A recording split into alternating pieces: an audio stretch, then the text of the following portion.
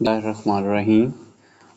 आज student discuss करेंगे test number 4 biology का। ये टेस्ट है टेस्ट 4A और इसका सॉल्यूशन और इसकी हम डिस्कशन करेंगे। तो चलिए हम स्टार्ट करते हैं क्वेश्चन नंबर 1 से। और क्वेश्चन नंबर 1 जो है इसकी अगर हम स्टेटमेंट देखें तो which structure store sperm temporarily and allow them to mature before ejaculations. तो इसकी ऑप्शन ए है वेस डेफरेंस, बी ऑप्शन है एपिडिडमस, सी ऑप्शन है सेमिनेफ्रस ट्यूब्यूल्स और डी ऑप्शन है प्रोस्टेट ग्लैंड। तो इसकी जो राइट ऑप्शन है वो बी ऑप्शन है एपिडिडमस। और एपिडिडमस जो है ये जो है वो जगह होती है जहाँ पे स्पर्म जो है वो कुछ टाइम के लिए रुक जाता है, ठीक है, और जो है वो जैकुलेशन से पहले ये मैच्योर हो जाता है। तो जो इसका राइट ऑप्शन है वो ऑप्शन बी है। अब हम चलते हैं क्वेश्चन नंबर 2 की तरफ। A male has blockage in the vas deferens but his testes produce normal sperm and testosterones, which function will be directly affected? तो इसका ऑप्शन ए जो है formation of seminal fluids, B option है secretion of FSH, C option है transport of sperm during ejaculations, D option है production of टेस्टोस्टेरोन्स।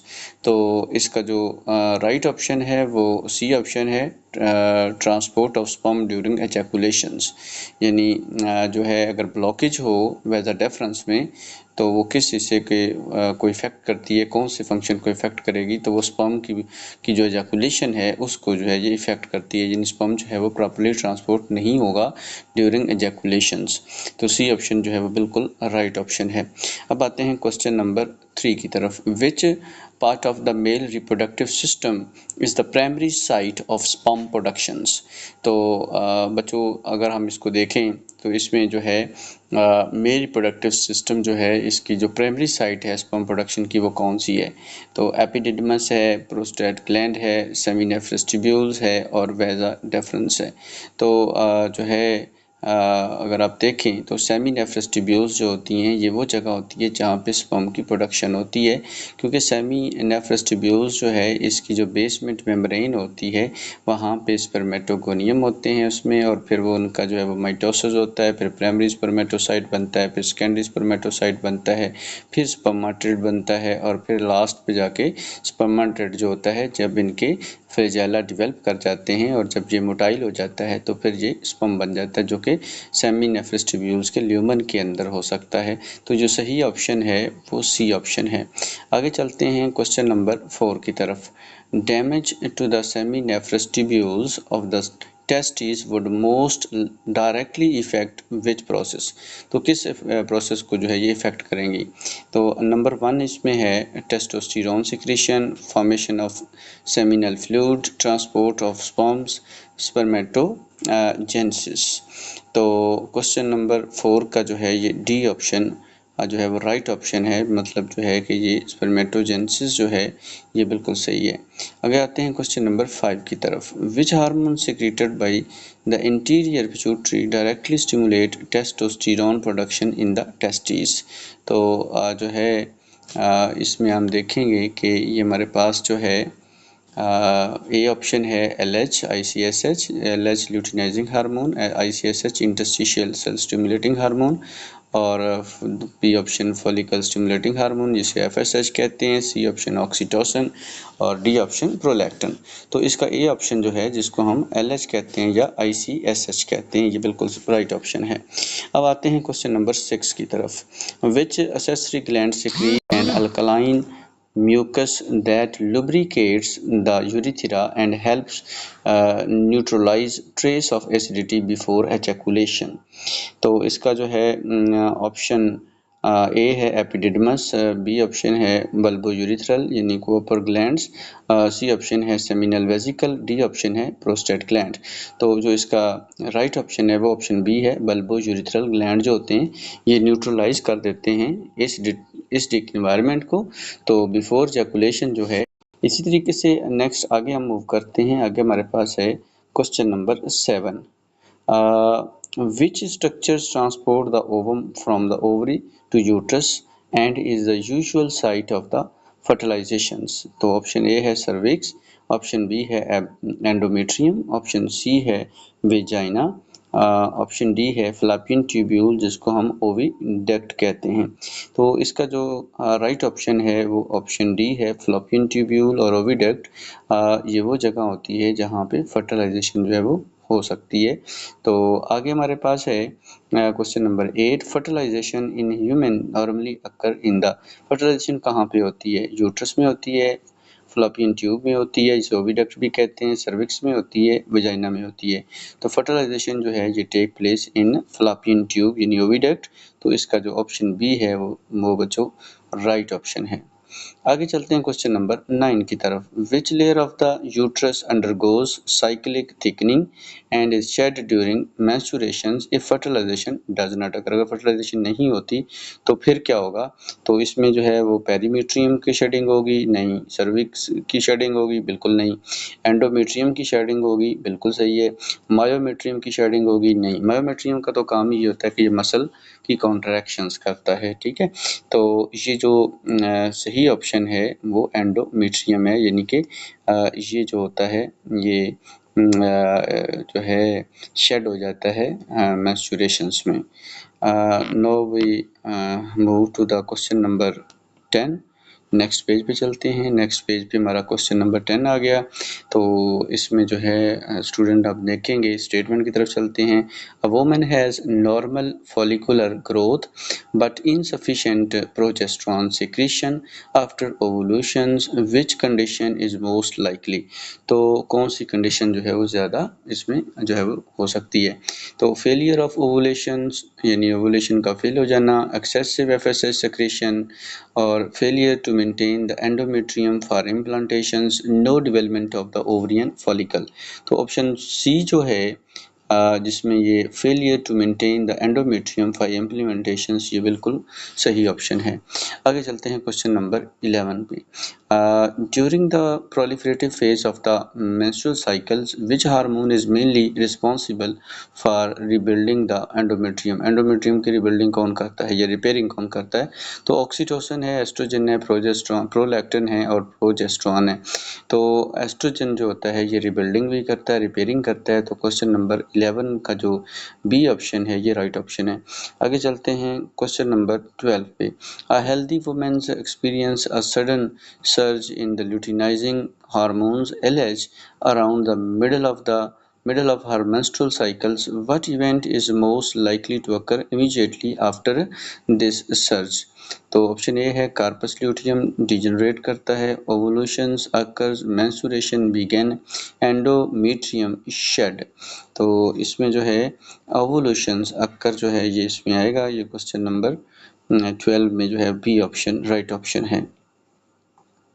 Question number 13 पे आते हैं। Which sequence correctly represents the hormonal events leading to the ovulation? ये एक flow sheet है। तो इसमें आपने जो है ना एरो के साथ ये बताया गया कि सीक्वेंस आपने चेक करना है कि कौन सा सीक्वेंस जो है वो करेक्ट सीक्वेंस है। तो फॉलिकल स्टिमुलेटिंग हार्मोन्स एस्ट्रोजन पैदा करेगा और फिर ये LH सर्ज देगा और फिर ओवुलेशन होगी। LH FSH ovulations, progesterone LH estrogens, estrogen progesterone and FSH। तो लास्ट जो 3 ऑप्शन है ये रॉन्ग ऑप्शन है, लेकिन जो ऑप्शन ए है ये राइट ऑप्शन है, ठीक है। इसमें अगर आप देखें तो फॉलिकल स्टिमुलेटिंग जो है इसको फॉलो करता है एस्ट्रोजन और एस्ट्रोजन को फॉलो करता है LH सर्ज और LH को फॉलो करता है ओवुलेशंस यानी एग का जो है वो लेकर जाना। क्वेश्चन नंबर 14 पे आते हैं और इसमें अगर देखें which hormone is primarily responsible for maintaining the endometrium after ovulations so that implantations can occurs? यानी कौन सा हार्मोन जो है वो प्राइमरी रिस्पॉन्सिबल होता है फॉर मेंटेनिंग द एंडोमेट्रियम? तो ऑक्सीटोसिन है, FSH है, एस्ट्रोजन है या प्रोजेस्टेरोन है? तो इसका जो एग्जैक्ट ऑप्शन है वो प्रोजेस्टेरोन है। ऑप्शन डी जो है वो राइट ऑप्शन है। क्वेश्चन नंबर 15 पे आते हैं। Woman has deficiency of luteinizing hormone LH while all other reproductive जो है hormones are normals, which event is most likely to fail? कौन सा इवेंट जो है वो ये नहीं होगा? तो ये इसमें जो है हम देखेंगे अगर आप इसमें देखें तो growth of the ovarian follicles, ovulation, menstruation, development of the endometrium during proliferative phase। तो इसमें जो बी ऑप्शन है ओवोल्यूशन, ये राइट ऑप्शन है, ये बिल्कुल ठीक है। यानी अगर आप इसमें इवेंट को देखते हैं तो ये लाइकली टू फेल कर, सिक्रेशन जो है वो नहीं होती। आगे हम चलते हैं क्वेश्चन नंबर 16 की तरफ।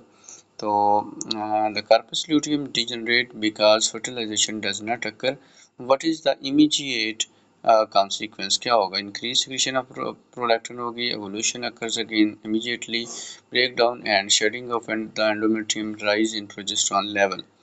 तो इसमें जो है break down and shedding of the endometrium, यानी ये बिल्कुल ठीक है, क्योंकि यही इमीडिएट जो है वो कॉन्सिक्वेंस होता है आफ्टर डीजनरेशन। जो है डीजनरेशन यानी कि कार्पस ल्यूटियम की डीजनरेशन होती है, तो उसमें जो है वो break down and shedding of endometrium होगी। क्वेश्चन नंबर 17 पे आ जाते हैं। Women begins menstruations after degeneration of the corpus luteum, which hormonal changes directly trigger this events? तो कौन सी चेंजेस आएंगी? तो क्वेश्चन नंबर 17 जो है इसका ये ऑप्शन है, increase in progesterone levels, increase in luteinizing hormone secretion, increase in follicle stimulating secretions, decrease in progesterone and estrogen level।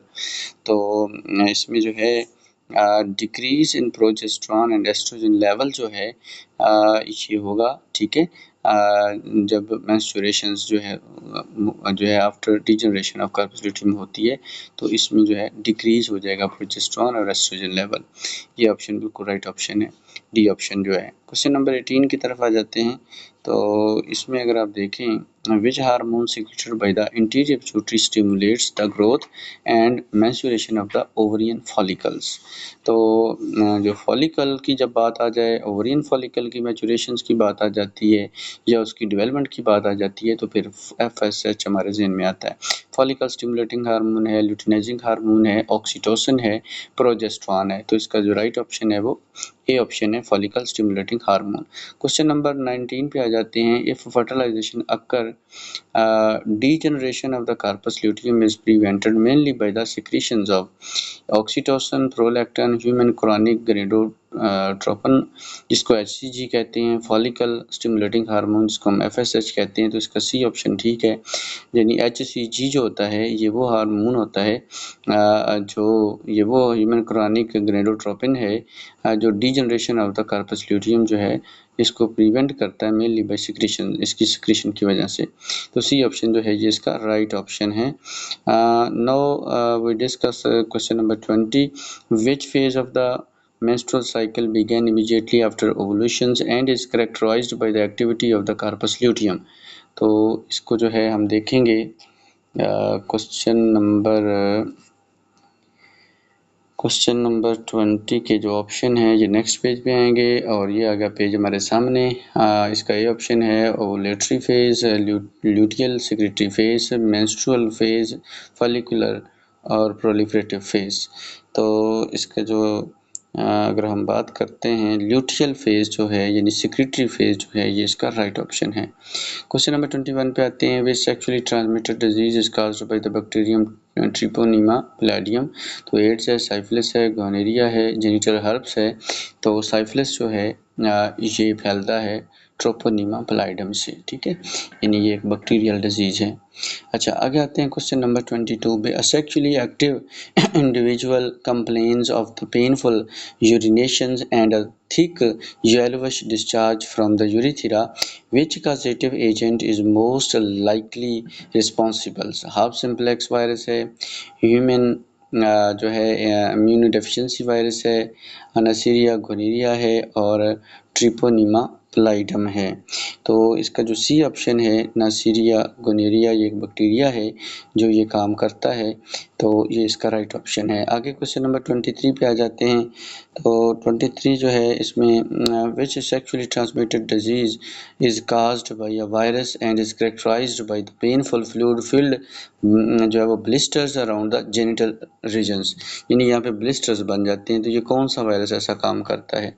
तो इसमें गोनेरिया तो वायरस है नहीं, वो बैक्टीरिया है, और क्लेमिडिया ये भी एक वायरस नहीं है, साइफिलिस जो है ये भी एक वायरस नहीं है, जेनिटल हर्ब्स जो होते हैं ये एक वायरस काज करता है। ठीक है, ये आपको पता है कि हर्प्स सिम्प्लेक्स वायरस जो होता है ये काम करेगा। तो ये जो है फ्लूइड फिल्ड ब्लिस्टर जो होते हैं वो भी हर्प्स वायरस से ही बनाता है। डी ऑप्शन बिल्कुल राइट ऑप्शन है। आगे आते हैं क्वेश्चन नंबर 24 की तरफ। Which sexually transmitted disease specifically attack helper T lymphocytes CD4 cells gradually weaken the immune system? तो ये जो है इसमें ऑप्शन 1 है एड्स, ऑप्शन बी है इसमें गोनोरिया, ऑप्शन सी है सिफिलिस और ऑप्शन डी है जेनिटल हर्प्स। तो जो ऑप्शन ए है यानी एड्स जो है एक्वायर्ड इम्यूनो डेफिशिएंसी सिंड्रोम जो होता है ये सेक्सुअली जो है वो डिजीज स्पेसिफिकली अटैक करती है हेल्पर टी लिम्फोसाइट्स के ऊपर यानी CD4 सेल्स के ऊपर। तो 24 का जो ए ऑप्शन है ये राइट ऑप्शन है। क्वेश्चन नंबर 25 की तरफ आते हैं। तो which pairing of the sexually transmitted disease and its causative agent is incorrect। Syphilis है, ट्रोपोनिमा प्लाइडम ठीक है, एड्स है, ह्यूमन इम्यूनोडेफिशिएंसी वायरस जो HIV कहते हैं बिल्कुल सही है। ऑप्शन नंबर सी जो है जेनिटल हर्प्स प्लाज्मोडियम वाइवैक्स ये बिल्कुल गलत है, क्योंकि प्लाज्मोडियम जो है ये एक प्रोटोजोआ है और जबकि जेनिटल हर्प्स जो है ये एक वायरल डिजीज़ है। तो ये बिल्कुल मिसमैच कर रहा है। ऑप्शन सी जो है वो राइट ऑप्शन है। आगे जाने की ज़रूरत नहीं है। अगर आपको आंसर का पता चल चुका है तो फिर जो है आप वहीं पे उसको क्लिक करें और अगले MCQs की तरफ मूव कर जाएं। तो आगे बेटा क्वेश्चन नंबर 26 है और इसमें देखें कि a patient present with a painless ulcer जो है cancer on the genital organs during the early stage of the infections, which sexually transmitted disease is the most likely diagnosis? तो इसमें जो है ऑप्शन ए है एड्स, साइफिलिस, जेनिटल हर्प्स और gonorrhoea. तो syphilis जो है ये बिल्कुल सही ऑप्शन है, यही पेनफुल अल्सर काज करता है और कैंसर काज करता है। आगे हम आ जाते हैं क्वेश्चन नंबर 27 की तरफ। विच स्टेटमेंट जो है has best explains why HIV infection is considered more dangerous than many other sexually transmitted diseases? तो ए ऑप्शन है it affects only the reproductive organs, it cause immediate death after infections, it progressively weaken the immune system, making the body vulnerable to opportunistic infections। तो question number 27 जो है इसका जो सही option है वो सी ऑप्शन है, ये राइट ऑप्शन है। तो क्वेश्चन नंबर 28 की तरफ आते हैं बेटा। Which tissue provides flexible support and reduce friction at the end of the bone is movable joints? तो एंड ऑफ बोन पे क्या चीज़ होती है? लिगामेंट बिल्कुल नहीं, कार्टिलेज हाँ कार्टिलेज होती है, और बोन तो वैसे ही बोन के एंड पे नहीं होती, और टेंडन जो है ये भी जो है वो इसका सही ऑप्शन नहीं है। तो ऑप्शन बी जो है क्वेश्चन नंबर 28 का ये राइट ऑप्शन है। अब आ जाते हैं क्वेश्चन नंबर 29 की तरफ। Which statement best distinguish bone from the cartilage? Bone contain chondrocytes, बिल्कुल ये गलत है, क्योंकि cartilage contain chondrocytes, cartilage contain osteocyte, ये भी गलत है। बोन इज वेस्कुलर, बिल्कुल सही है। Whereas cartilage is avascular, तो बिल्कुल सही है। तो ऑप्शन सी जो है ये राइट ऑप्शन है। अब आ जाते हैं क्वेश्चन नंबर 30 के ऊपर। Which characteristics is common to both bone and cartilage? इन दोनों के लिए कौन सा कैरेक्टरिस्टिक कॉमन होगा? Both are living connective tissues with cells embedded in the extracellular matrix. तो इसी तरीके से जो है बोथ कंटेन हेवेरेसियन कैनाल्स, ये गलत है। और आगे इसके साथ जो है वो ऑप्शन सी जो है वो बोथ है रिच ब्लड सप्लाई, बिल्कुल जो है ये मैच नहीं कर रहा, क्योंकि इसमें दोनों में ऐसे नहीं है। Both contain calcium phosphate crystal, ये भी गलत है। तो पिछले पेज पे चलते हैं। जो ऑप्शन ए है the bone are living connective tissues with cells embedded in extracellular matrix, तो ये बिल्कुल सही ऑप्शन है। क्वेश्चन नंबर 30 का ए ऑप्शन ठीक ऑप्शन है। अब आ जाते हैं क्वेश्चन नंबर 31 की तरफ। Which tissue is primarily responsible for the mechanical strength and the support of the bones? यानी बोन की सपोर्ट के लिए कौन सा फैक्टर जो ज़्यादा अहम होगा? तो hormone secreting cells, blood cells, collagen fibre reinforced with calcium phosphate cell, salt, glycogen reserves. तो इसमें जो है क्वेश्चन नंबर 31 में जो सी ऑप्शन है ये बिल्कुल सही है, क्योंकि कोलेजन फाइबर जो होती हैं वो रीइंफोर्स करती हैं विद कैल्शियम फास्फेट साल्ट। आगे आते हैं क्वेश्चन नंबर 32 की तरफ। तो which property makes cartilage suitable for covering the end of the bones at movable joints? तो hinge हाई मिनरल कंटेंट होता है, रिच ब्लड सप्लाई है, presence of a very thin canal है और flexibility and a smooth surface.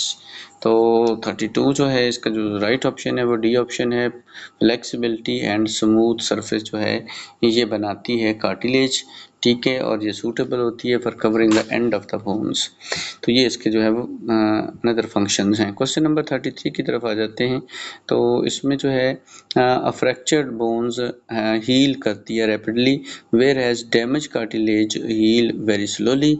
The main reason is that cartilage का क्या reason है कि वो एवेस्कुलर है, वो हार्डर देन बोन है, वो कंटेन ऑस्टियोसाइट है, वो कंटेन जो है वो कैल्शियम यूनिट। तो इसका सही ऑप्शन है कि वो एवेस्कुलर है, यानी option A is the right option.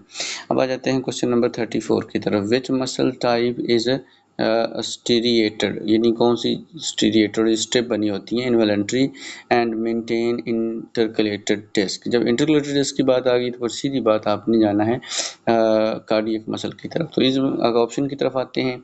A option है स्केलेटल मसल, बी ऑप्शन है कार्डियक मसल, सी ऑप्शन है smooth muscles and D option है विजरल मसल्स। तो बी ऑप्शन कार्डियक मसल जो है वो बिल्कुल एग्जैक्ट सही इसका जो है वो आंसर है। क्वेश्चन नंबर 35 की तरफ आते हैं बेटा। तो विच muscle type is composed of spindle shaped non-striated cells and is responsible for the peristalsis in the alimentary canals। तो ये इसमें कौन से जो है वो मसल शामिल हैं? तो स्केलेटल मसल आ जाते हैं, नहीं। वॉलंटरी मसल आ जाते हैं, नहीं। स्मूथ मसल आ जाते हैं, बिल्कुल सही है। और कार्डियक मसल आ जाते हैं, ये तो वैसे ही हार्ट के मसल होते हैं। तो वो पूछ क्या रहा है, वो कह रहा है स्पिंडल शेप्ड होते हैं, नॉन स्टीरिएटेड होते हैं और responsible for peristalsis in the alimentary canal की बात हो रही है। तो स्मूथ मसल जो है वो बिल्कुल सही ऑप्शन जो है। आगे चलते हैं क्वेश्चन नंबर 36 की तरफ। तो the functional contractile unit of the skeletal muscle is, तो कौन सी यूनिट कौन सी होती है मसल की? वो सार्कोमेयर होती है, यानी कि ऑप्शन ए जो है वो मायोफिब्रल है, बी और सार्कोमेयर है, सी ऑप्शन मसल फाइबर है और डी ऑप्शन एक्टिन फिलामेंट है। तो बी ऑप्शन जो है वो बिल्कुल सही है, सार्कोमियर्स। आगे आते हैं क्वेश्चन नंबर 37 पे। The G line Z line of the sarcomere serve as, यानी ये किसको ये रिप्रेजेंट करती हैं? तो ऑप्शन ए है अटैचमेंट साइट को, और इसी तरीके से जो ऑप्शन बी है storage site for the calcium ion, option C जो है attachment site for thin filament site of the ATP synthesis. तो ये इसका जो सही ऑप्शन है वो सी ऑप्शन है, attachment site for this actin filament. आगे आ जाते हैं क्वेश्चन नंबर 38 पे। The dark A band of sarcomere mainly corresponds to the region occupied by. तो थिन एक्टिन फिलामेंट ओनली नहीं, इलास्टिक फाइबर है ओनली नहीं, कोलेजन फाइबर ओनली नहीं, thick myosin filament including the area of overlap with actins. ये option बिल्कुल right option है, question number 38 का D option. Question number 39 की तरफ जाते हैं। According to the sliding filament model theory, skeletal muscle shorten because myosin filament become shorter, actin filament slide past over myosin filaments। और इसी तरीके से जो है सार्कोमियर डिसअपीयर्स और एक्टिन फिलामेंट बिकम शॉर्टर। तो इसका जो बी ऑप्शन है actin filament slide over myosin filaments. आगे आते हैं क्वेश्चन नंबर 40 के ऊपर। Which is ion directly initiate skeletal muscle contraction by building to troponins, यानी इसमें जो है वो क्या आएगा, जो है सोडियम आ जाएगा, क्लोराइड आ जाएगा, कैल्शियम आ जाएगा और पोटेशियम आ जाएगा। तो सही ऑप्शन जो है वो सी ऑप्शन है, यानी कैल्शियम आयन जो है ये इसके साथ अटैच हो जाएगा। आगे हमारे पास है question number 41। During skeletal muscle contractions ATP is directly required for, यानी एटीपी किसके लिए रिक्वायर्ड होता है? तो फॉर्मेशन ऑफ कार्टिलेज मैट्रिक्स नहीं, detachment of the myosin head from the actin. ये बिल्कुल सही ऑप्शन है कि कॉन्ट्रैक्शन एंड रिलैक्सेशन के लिए जो है वो एटीपी ATP की ज़रूरत पड़ती है। ये क्वेश्चन नंबर 41 था, इसका बी ऑप्शन जो है वो सही ऑप्शन है। आगे आते हैं अगले पेज के ऊपर।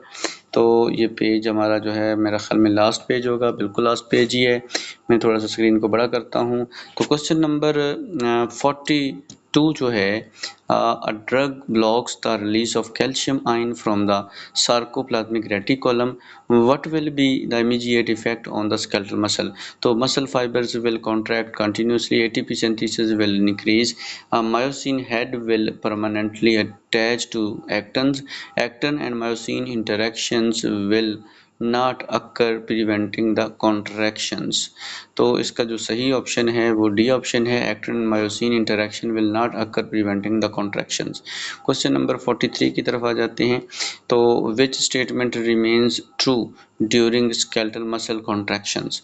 तो the length of the actin and myosin filaments remain unchanged, और इसी तरीके से जो है myosin filament become shorter, the sarcomere disappear completely, actin filament become shorter। नहीं, इसका जो ए ऑप्शन है, the length of the actin and myosin filament remain unchanged, ये चेंज नहीं। हम आगे चलते हैं। आगे हमारे पास क्वेश्चन नंबर 44, ठीक है।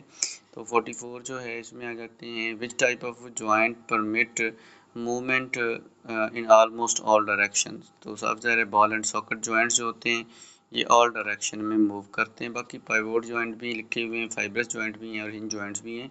तो ये बॉल एंड सॉकेट जॉइंट्स होते हैं, ये शोल्डर के जॉइंट्स होते हैं, ये सेवरल डायरेक्शन में मूव करवा सकते हैं बोन्स को। क्वेश्चन नंबर आ जाते हैं 45 के ऊपर। तो rotation of the head from the side to side occur at ball and socket joint नहीं, हिंज जॉइंट नहीं, पाइवोट जॉइंट, ग्लाइडिंग जॉइंट्स। तो पाइवोट जॉइंट जो है वो बिल्कुल सही ऑप्शन है। रोटेशन जब होती है तो पाइवोट जॉइंट भी इसमें जो है वो क्या करते हैं, ये इनके साथ जो है वो रोटेशन में हेल्प करते हैं। अगला question number 46, which type of the joint allow movement mainly in one plane permitting flexion and extensions? तो ये फ्लेक्शन जो होता है ये बेंडिंग ऑफ द आर्म्स है, जबकि जो एक्सटेंशन है ये स्ट्रेटिंग ऑफ द जो है वो आर्म है। तो ये दोनों मसल बाइसेप और ट्राइसेप की जो कॉन्ट्रैक्शन होती है उसको हम क्या कहते हैं, फ्लेक्शन और एक्सटेंशन पैदा होती है इससे।